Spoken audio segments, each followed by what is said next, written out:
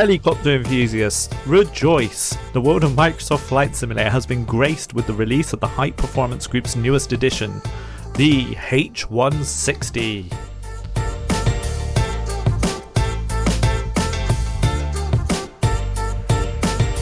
If you haven't been living under a rock, you've probably heard of the Hype Performance Group already, but for those of you which are in the Stone Age, well, the Hype Performance Group made the freeware H135 helicopter, which was one of the first and best Microsoft Flight Simulator freeware helicopters, and then they released the upgraded H145, and now we have this H160, which is their most advanced helicopter to date.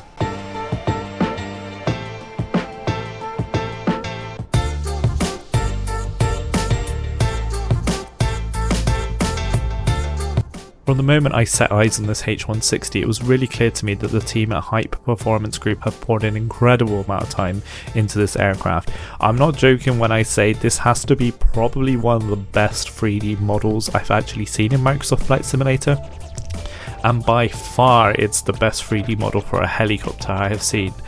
There's currently two variants, the civilian and the luxury, and there's a breadth of visual variety straight out of the virtual box of these two. The luxury model in particular is my favourite, and it comes with 6 liveries totaling 12 for the other variant. They are all rendered in 4K and all the textures are incredible. The interactive cockpit is a true highlight for me. Every switch, button and control is modelled with precision, and there's support for both the lock and legacy cockpit interaction systems, which make it accessible no matter your preference. And if you fly in VR, this aircraft has been designed apparently with a VR first approach, including cockpit zoom, which is very useful. I don't have a virtual reality headset myself, so I was unable to test this. Of course, the H160 doesn't just stop at its visual excellence. The sound design deserves its own round of applause. Each hum, whir and roar of the engines have been captured with astonishing levels of detail. There's generally not much to say about the sound, and that's actually a positive thing, because the sound is so good that I have nothing more to say with it, but I'll let you listen to part of the startup here and you'll get an essence of how great the sound actually is.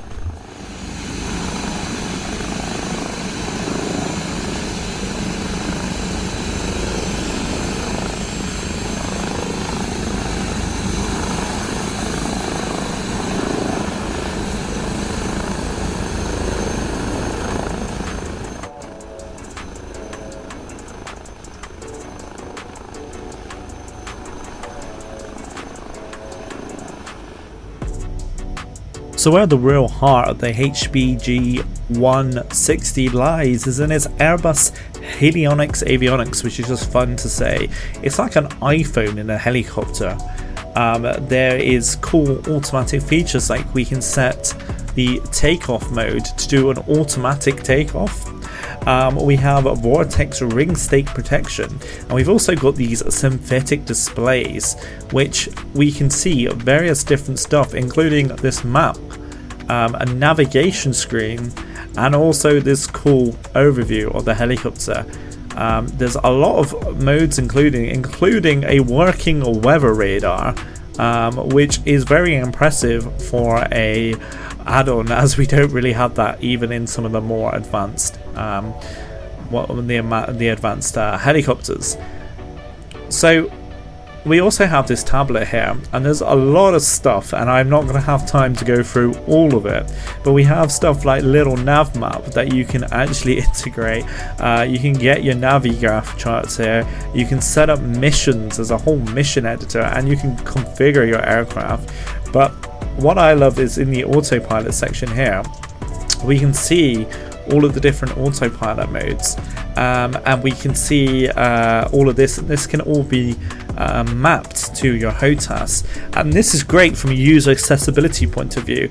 And we're just going to take off here, and I'm just going to kind of demonstrate how cool these avionics are. So we can use the synthetic vision, which is cool. We can also change to hover mode, which gives us some detail there. So we're just going to manually take off here. We are in the North Sea, so it's a little bit windy here, but we're just going to take off, and we're going to engage the autopilot. So autopilot can be engaged with one button.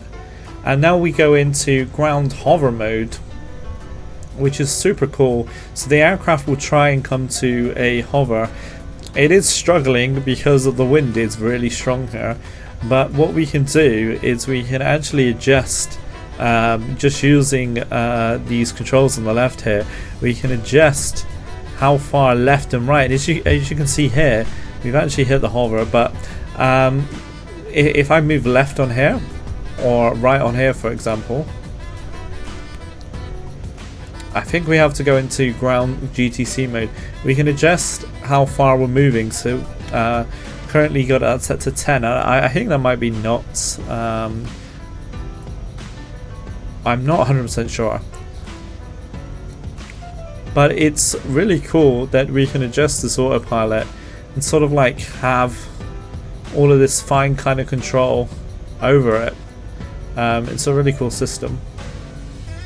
We come out of autopilot, there's some really other cool things we can do. So we're in height hold mode right now. So this is very useful, obviously, if you want to change height, and we can adjust this using the cruise height.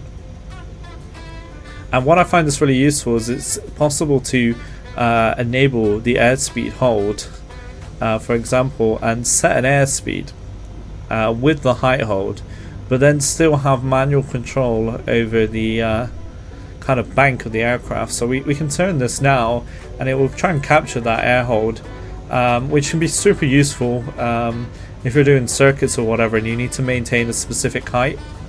We're trying not to hit that tower. Oh god.